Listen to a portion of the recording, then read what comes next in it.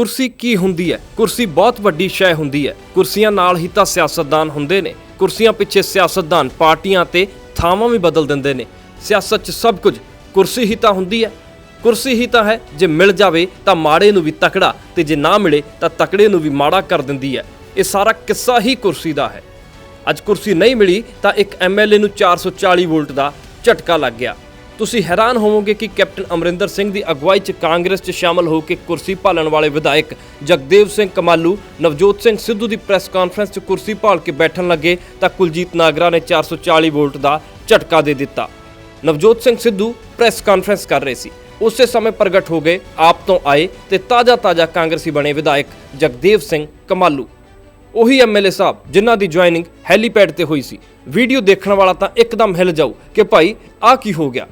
ਜਗਦੇਵ ਸਿੰਘ ਕਮਾਲੂ ਆਏ, ਉਸ ਤੋਂ 2 ਮਿੰਟ ਪਹਿਲਾਂ ਹੀ ਮੁਹੰਮਦ ਮੁਸਤਫਾ ਅਖੀਰਲੀ ਕੁਰਸੀ ਦੇ ਨਾਲ ਦੀ ਕੁਰਸੀ ਛੱਡ ਕੇ ਉੱਠ ਕੇ ਗਏ ਹੀ ਸੀ। ਬਸ ਉਸੇ ਸਮੇਂ ਐਂਟਰੀ ਹੋ ਗਈ ਮੌੜ ਤੋਂ ਆਮ ਆਦਮੀ ਪਾਰਟੀ ਦੀ ਟਿਕਟ ਤੇ ਚੋਣ ਜਿੱਤ ਕੇ ਵਿਧਾਇਕ ਬਣੇ ਤੇ ਕੁਝ ਮਹੀਨੇ ਪਹਿਲਾਂ ਕਾਂਗਰਸ 'ਚ ਸ਼ਾਮਲ ਹੋਏ ਵਿਧਾਇਕ ਜਗਦੇਵ ਸਿੰਘ ਕਮਾਲੂ ਦੀ।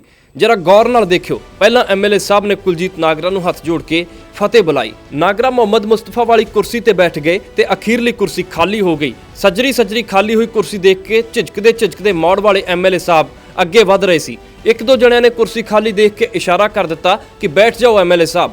ਐਮਐਲਏ ਸਾਹਿਬ ਕੁਰਸੀ ਤੇ ਬੈਠਣ ਲੱਗੇ ਤਾਂ ਅੱਗੇ ਜੋ ਹੋਇਆ ਉਹ ਦੇਖ ਕੇ ਬਹੁਤ ਪਰੇਸ਼ਾਨ ਹੋ ਗਏ।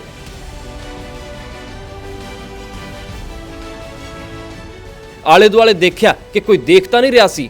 ਓਹੋ, ਇਹ ਸਾਰੀ ਘਟਨਾ ਕੋਈ ਦੇਖ ਰਿਹਾ ਸੀ। ਜਗਦੇਵ ਸਿੰਘ ਕਮਾਲੂ ਨੇ ਬੈਠਣ ਲਈ ਕੁਰਸੀ ਖਿੱਚੀ ਹੀ ਸੀ ਕਿ ਉਸ ਤੋਂ ਬਾਅਦ ਇੰਜ ਲੱਗਿਆ ਜਿਵੇਂ ਐਮਐਲਏ ਸਾਹਿਬ ਨੂੰ 440 ਵੋਲਟ ਦਾ ਝਟਕਾ ਲੱਗ ਗਿਆ ਹੋਵੇ। ਸਿੱਧੂ ਨਾਲ ਲੱਗੇ ਕਾਰਜਕਾਰੀ ਪ੍ਰਧਾਨ ਕੁਲਜੀਤ ਸਿੰਘ ਨਾਗਰਾ ਨੇ ਮਨਾ ਕਰ ਦਿੱਤਾ ਕਿ ਕੁਰਸੀ ਤੇ ਨਹੀਂ ਬੈਠਣਾ ਤੇ ਉਹ ਕੁਰਸੀ ਵੀ ਪਿੱਛੇ ਖਿੱਚ ਲਈ ਗਈ। ਉਸ ਤੋਂ ਬਾਅਦ ਜਗਦੇਵ ਸਿੰਘ ਕਮਾਲੂ ਇੱਕ ਕਦਮ ਪਿੱਛੇ ਹਟ ਗਏ। ਉਹਨਾਂ ਨੂੰ ਅੰਦਾਜ਼ਾ ਵੀ ਨਹੀਂ ਸੀ ਕਿ ਆਹ ਕੁਝ ਹੋ ਜਾਣਾ। ਫਿਰ ਸਿੱਧੂ ਵੱਲ ਦੇਖ ਕੇ ਨਜ਼ਰਾਂ ਮਿਲਾਈਆਂ ਤੇ ਜਵਾਬ ਨਾ ਮਿਲਣ ਮਗਰੋਂ ਇੱਕ ਕਦਮ ਹੋਰ ਪਿੱਛੇ ਹਟ ਗਏ। ਨਾਲ ਖੜੇ ਸ਼ਖਸ ਨੇ ਕੰਨ 'ਚ ਫੂਕ ਮਾਰੀ ਤੇ ਉਸ ਤੋਂ ਬਾਅਦ ਹੌਲੀ ਕਮਾਲੂ ਸਾਹਿਬ ਬਾਹਰ ਜਾਣ ਲਈ ਰਾਹ ਲੱਭਣ ਲੱਗ ਗਏ ਤੇ ਬਾਹਰ ਖਿਸ ਗਏ। ਫਿਰ ਉਸ ਕੁਰਸੀ ਨੂੰ ਵੀ ਹਟਾ ਦਿੱਤਾ ਗਿਆ ਜਿਸ ਤੇ ਪਹਿਲਾਂ ਨਾਗਰਾ ਬੈਠੇ ਸੀ ਤੇ ਹੁਣ ਕੋਈ ਹੋਰ ਬੈਠਣ ਲੱਗਾ ਸੀ। ਤੁਹਾਨੂੰ ਇਸ ਐਮਐਲਏ ਸਾਹਿਬ ਬਾਰੇ ਦੱਸ ਦਈਏ ਕਿ ਕੁਰਸੀ ਭਾਲਦੇ ਇਹਨਾਂ ਨੇ ਕਈ ਥਾਵਾਂ ਬਦਲ ਦਿੱਤੀਆਂ ਨੇ। ਪਹਿਲਾਂ ਆਮ ਆਦਮੀ ਪਾਰਟੀ ਸ਼ਾਮਲ ਹੋਏ, ਟਿਕਟ ਮਿਲੀ ਤਾਂ ਜਿੱਤ ਕੇ ਵਿਧਾਨ ਸਭਾ 'ਚ ਵਿਧਾਇਕ ਵਾਲੀ ਕੁਰਸੀ ਤੇ ਬੈਠ ਗਏ। ਉਸ ਤੋਂ ਬਾਅਦ ਖਹਿਰਾ ਨਾਲ ਜਾ ਰਲੇ, ਫਿਰ ਸੁਖਪਾਲ ਸਿੰਘ ਖਹਿਰਾ ਦੇ ਨਾਲ ਹੀ ਕੈਪਟਨ ਅਮਰਿੰਦਰ ਸਿੰਘ ਦੀ ਅਗਵਾਈ 'ਚ ਕਾਂਗਰਸ 'ਚ ਸ਼ਾਮਲ ਹੋਏ ਤੇ ਮਸਲਾ ਕੁਰਸੀ ਦਾ ਹੀ ਸੀ ਕਿ ਕੈਪਟਨ ਦੇ ਨਾਲ ਦੀਆਂ ਕੁਰਸੀਆਂ ਤੇ ਬੈਠੇ ਨਜ਼ਰ ਆਉਣ ਲੱਗੇ। ਉਸ ਤੋਂ ਬਾਅਦ ਸਿੱਧੂ ਨਾਲ ਲੱਗੀ ਕੁਰਸੀ ਤੇ ਬੈਠਣ ਲੱਗੇ ਸੀ ਪਰ ਕੁਰਸੀ ਨਹੀਂ ਮਿਲੀ ਤੇ ਐਮਐਲਏ ਸਾਹਿਬ ਖਾਮੋਸ਼ ਹੋ ਕੇ ਚੁੱਪਚਾਪ ਵਾਪਸ ਮੁੜ ਗਏ।